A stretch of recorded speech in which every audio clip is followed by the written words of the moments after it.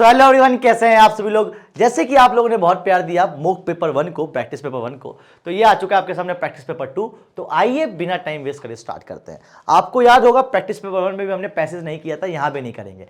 तो इस बात को सोचते हुए मैंने सोचा कि काम करते हैं, पैसेज को पीछे दे देंगे। तो ये पैसेज जो है इसके पीछे है, स्टार्टिंग में पहले नॉर्मल क्वेश्चन है, ठीक है। एग्जाम्स में पहले पैसेज आता है, ध्यान रखिएगा ये वाली बात। आइए स्टार्ट करते हैं। ओके, थोड़ा जूम कर लेते हैं बाल को ताकि आपको साफ साफ दिखे।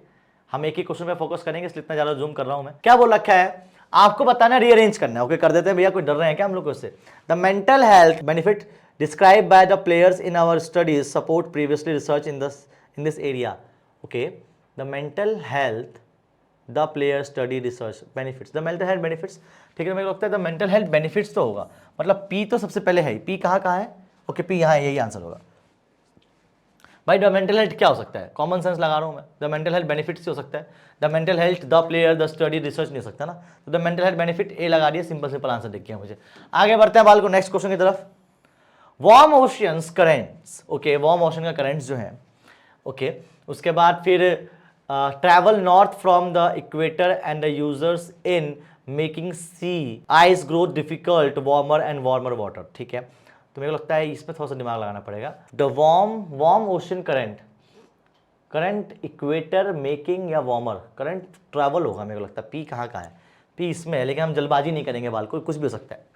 तो travel north from the warm ocean currents travel north from the okay equator and user in warmer and warmer water making. ठीक है, राइट आंसर इज सेकंड। बाल को कैसे देखो जी, वार्म ओशन करंट्स, जो वार्म ओशन करंट्स है, travel north from the, वो north से आता है, इक्वेटर एंड यूजर्स इन क्या करता है वो, warmer and warmer water making see the ice growth difficult, ये करता है। सिंपल सिंपल दिख रहा है आपको। आगे बात करते हैं बाल को नेक्स्ट की तरफ। Third question, the people of the Indus valley, okay, Indus valley के लोग सिविलाइजेशन कहना चाह रहे हैं, okay, did not build massive monuments, they are like contemporaries, nor did they bury riches among the dead in golden tombs. Okay. थोड़ा सा ये लग रहा है कि दिमाग लगाना पड़ेगा इसमें, देखते हैं क्या चीज है बाल को। तो the people in the Indus valley के लोग, तो मेरे को लगता है the people in the Indus valley, तो पीपल इन इंडस वैली तो नाउन हो गया, तो ये तो सब्जेक्ट दिख रहा है, तो ये तो पहला है, पी तो है, पी यहां भी है, पी यहां भी है, क्योंकि अगर हम देखें अमंग देयर लाइक और सिविलाइजेशन, यहां से स्टार्ट नहीं हो सकता, तो पी से स्टार्ट होता है। अब देखना पी के बाद एस आएगा, पी के बाद क्यू आएगा, देख लेते हैं। The people in the Indus valley, एक बार पहले एस पढ़ लेते हैं। The people in the Indus valley among their dead in golden tombs like their contemporary not did they bury riches. नहीं, ये नहीं लगता मुझे। अब एक बार इसको पढ़ लेते हैं, P Q R S. The people in the Indus valley, फिर पढ़ो Q, Indus valley civilization, okay, Indus valley civilization, ठीक है, दिमाग लगाते हैं, सही लग रहा है। पी हमें पहले लग गया था, पी होगा, फिर पी के बाद हमने इंडस वैली सिविलाइजेशन देख लिया, क्यू होगा। Right answer is C. आगे बढ़ते हैं बाल को क्वेश्चन नंबर 4 की तरफ। Binet development the early 90s to find out which children's first set of such test in the special attention in school needed. अब मुझे बताओ जो फोर्थ है उसका आंसर क्या होता है? Any guess? कि यार अगर आपको लग रहा है कि इसका कुछ होगा तो क्या लगता है क्या होगा? दिमाग लगाओ, बाकी मैं कर लेता हूं। Binet development the, okay, the earlier 19s the first the special attention, okay, तो द फर्स्ट या द स्पेशल अटेंशन, या क्यू से स्टार्ट होगा या आर से स्टार्ट होगा?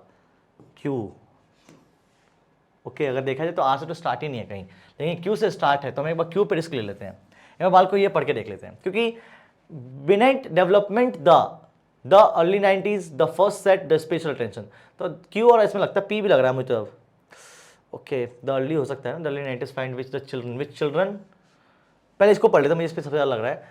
बिनेट डेवलपमेंट द, फिर कह रहा है क्यू पढ़ो, the first set of such test in the early 19, ठीक है, इन द अर्ली 19 ही सही लग रहा है। क्यू के बाद पी, क्यू के बाद पी हर बार होगा, कहाँ होगा? क्यू के बाद पी, क्यू के बाद पी इसी जगह ही है, तो यही आंसर है। बाल को पढ़ के देख लेते हैं, एक बार पढ़ के देख लो, यही आंसर है।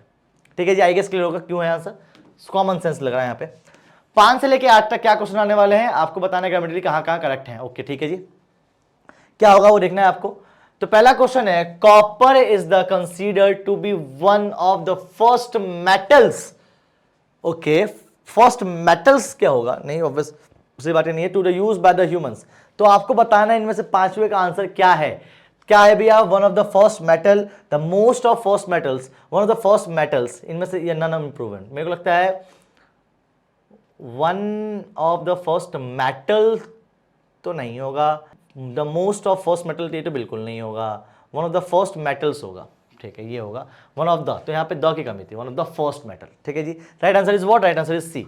नेक्स्ट आगे बढ़ते हैं बाल को छठे क्वेश्चन पे। Most of the spiders found around American home are more helpful than harmful. Okay, are more helpful than harmful, आपको बताना है इसमें क्या कमी है, और मेरे को लगता है आप बता रहे हो कि ज़्यादा इतना मुश्किल है नहीं, ठीक है। Is more harmful, are the most harmful, is the most harmful, no improvement. Okay, the most of the spiders, पहली बात the most of the spiders word कर ले तो इस तो आएगा नहीं, ठीक है, इस तो आएगा नहीं।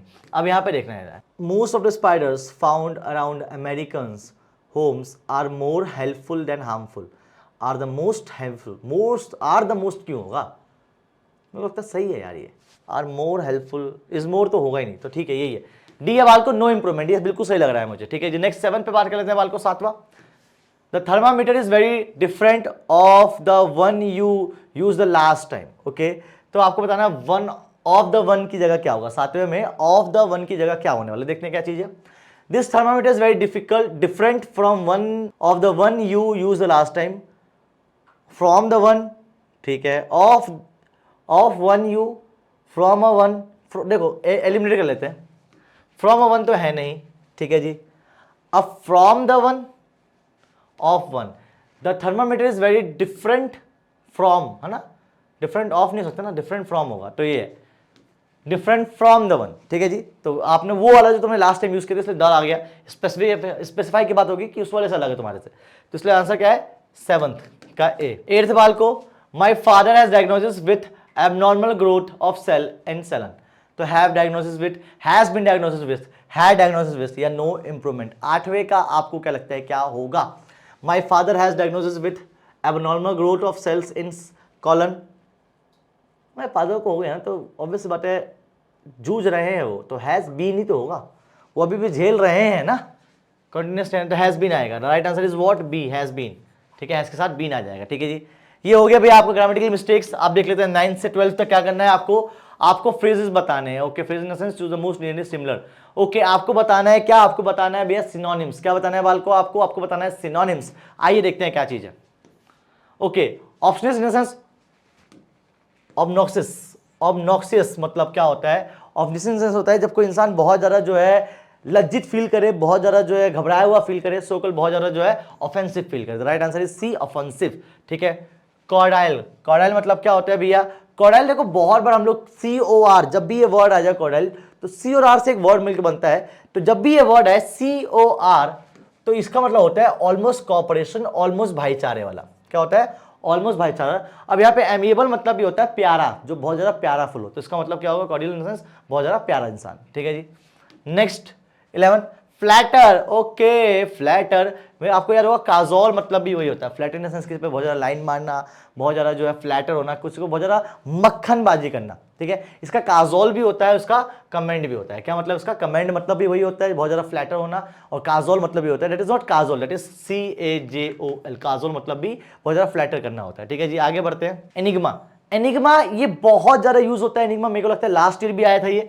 एनिग्मा मतलब होता है कंफ्यूजिंग, क्या होता है भैया, confusing, common confusing word enigma होता है, ठीक है जी, क्लियर है। अब आपको बताना है opposite, opposite in the sense विलोमार्थी, एंटोनिम्स, देखते हैं क्या चीज है। अब नेक्स्ट है आपका, पहला है आपका अमोफोरस, इसका मतलब क्या हो सकता है बाल को, 13 का आंसर दीजिएगा। वो चीज जो बहुत ज्यादा अनक्लियर हो, क्या होता है वो चीज जो बहुत ज्यादा अनक्लियर, तो उसका अपोजिट क्या होगा, वो चीज जो बहुत ज्यादा क्लियर हो।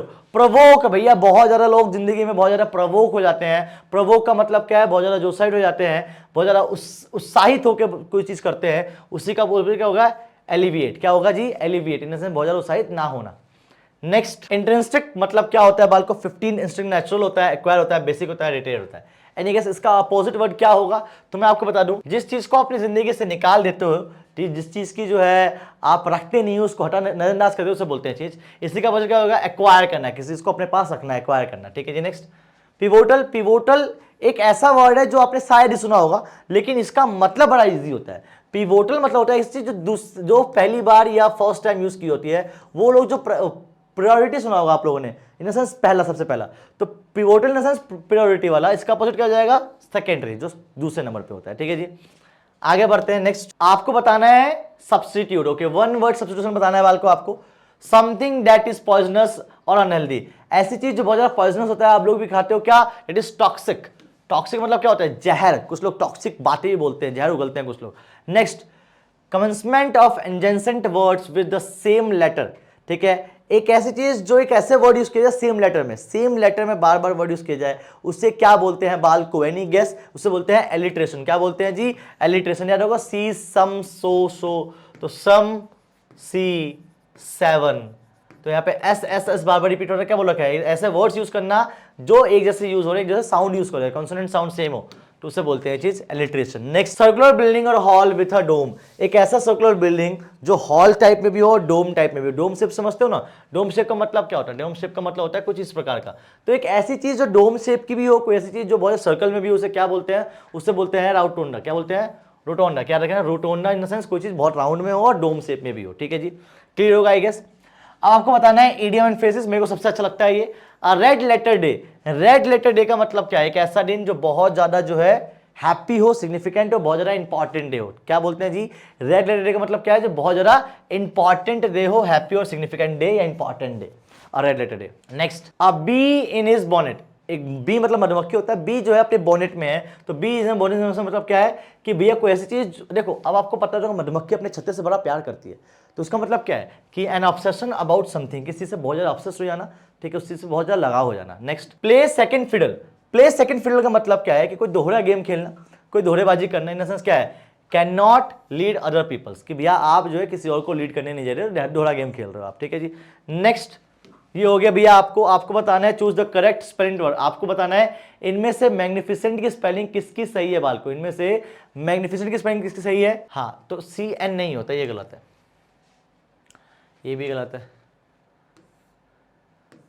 ये सही है बाल को, B is the right option. ठीक है जी, क्लियरली आपको दिख भी गया होगा एक बारी में ही। नेक्स्ट, असाइनमेंट, ओके, साफ साफ दिख रहा होगा ए। स्लगिश, 25 का स्लगिश बताना है वाल को आपको, स्लगिश ये तो नहीं है यार, स्लगिश स्लगिश ये भी नहीं है, यही है स्लगिश, डबल जी आता है स्लगिश। ठीक है, डबल जी आता है।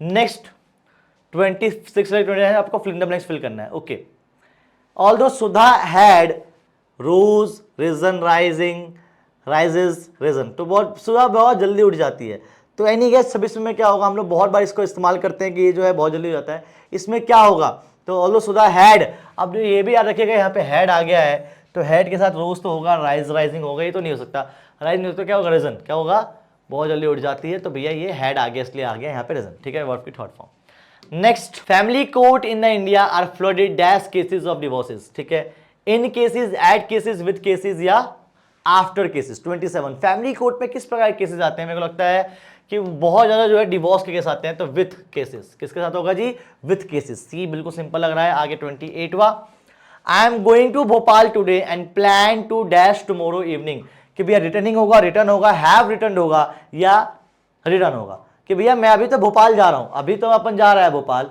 लेकिन जब उसके बाद आएगा तो भैया क्या होगा, प्लान टू रिटर्निंग, रिटर्न या हैव रिटर्न, रिटर्न होगा ना, प्लान टू रिटर्न, क्या होगा जी, plan to return. 29, a working wife continues to do all the house hold chores and she did dash she began working after before a long while, कि भैया जो working wife होती है वो सारा दिन जो है घर के काम करती है, उसके बाद, तो 29 का क्या होगा, उसके बाद क्या होगा, एनी गेस, आफ्टर, बिफोर या अलोंग या while, the working wife continue to do all the house hold chores and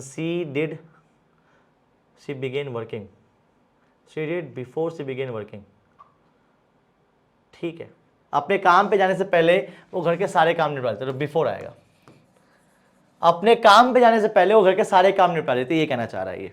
ठीक है जी, नेक्स्ट आपको बताना है यही सेम चीज जो हमने आपको पता होगा मॉक पेपर 1 में भी किया था, कि यहाँ पे आपको गेस करना है, आपको जस्ट मैं आपको आंसर बता दूंगा, ये ए बी सी डी, आपको बताना है कि वाई बी वाई ए वाई सी। ठीक है, 30 से याद करा, 30 से 34 तक होने वाला है, 30 से 33 तक होने वाला है ना, हाँ, 3 ही क्वेश्चन है, आपको बताना है कमेंट करके। आइए देखते हैं क्या चीज़ है। सबसे पहले 30वां क्वेश्चन है, मैं आपको बता दूं आपका कमेंट बहुत इंपॉर्टेंट है, अगर आप कमेंट नहीं करोगे तो कोई फायदा नहीं है। ठीक है जी, on my request Ravi introduce me to this friend who is a singer and a scientist. Okay, मैंने आपको बताया था बहुत पहले कि अगर आपने किसी के साथ सिंगर लगा दिया, सिंगर के साथ ए लगा दिया, तो दोबारा ए लगाने की जरूरत नहीं है, तो बी गलत है। अच्छा, ये तो आपको बताना था ना, कोई बात नहीं, ये मैंने बता दिया, बाकी सारे आपको बताने हैं। ठीक है जी। अगला क्वेश्चन है बाल को 31वां, I got much less mark in history paper than any other political paper, no error. आपको बताना है कि भैया मेरे जो मार्क्स हैं वो अच्छे नहीं आए हैं। आई गॉट मच लेस, आई गॉट मच लेस क्या होता है? यहां गलती है बाल को, आपको बताना है यहां पे गलती, तो क्या गलती होगी। Next, most of us are not aware that eating some varieties of mushrooms result in death. Of mushrooms, not aware that eating some varieties of mushrooms result in death। ठीक है, रिजल्ट इन डेथ, तो यहां पे बताना बाल को result in death में कहां कमी है। ठीक है जी, ये समझ में आएगा, सी में कमी थी। 33वां क्वेश्चन बाल को, यू कैन नॉट जज the merit of a boy in a moment because it always take a long period of time to leave a conclusion। आपको बताना है भैया इसमें कहां गलती है। कौन सा क्वेश्चन है? 33वां क्वेश्चन है। आपको बताना है बिल्कुल इसमें कहां गलती है। यू कैन नॉट जज द मेरिट, आप मेरिट जज नहीं कर सकते of a boy in a moment because it always takes a long, always take a long ना, ऑलवेज ऑलवेज ऑलवेज। ठीक है, तो आपको बताना है भैया, इस मैंने आपको कमी दे दी है यहाँ पे, ये बी में ही कमी है, of a boy in a moment because always takes a long होगा या क्या होगा, ये बताना है आपको। ठीक है जी, आगे बढ़ते हैं बाल को नेक्स्ट क्वेश्चन पे। ओके, अभी आ गया पैसेज बाल को। अब पैसेज हमें करना नहीं है, तो पैसेज के लिए आप ये पीडीएफ ले लीजिएगा। पैसेज अगर करवाना हो तो कमेंट कीजिएगा, जरूर पैसेज करवाएंगे। तब तक के लिए अच्छे अच्छे काम करो, माँ बाप का नाम करो, till then do whatever you want to do man, but don't trouble your माता पिता और भारत माता। जय हिंद, जय भारत, बाय बाय।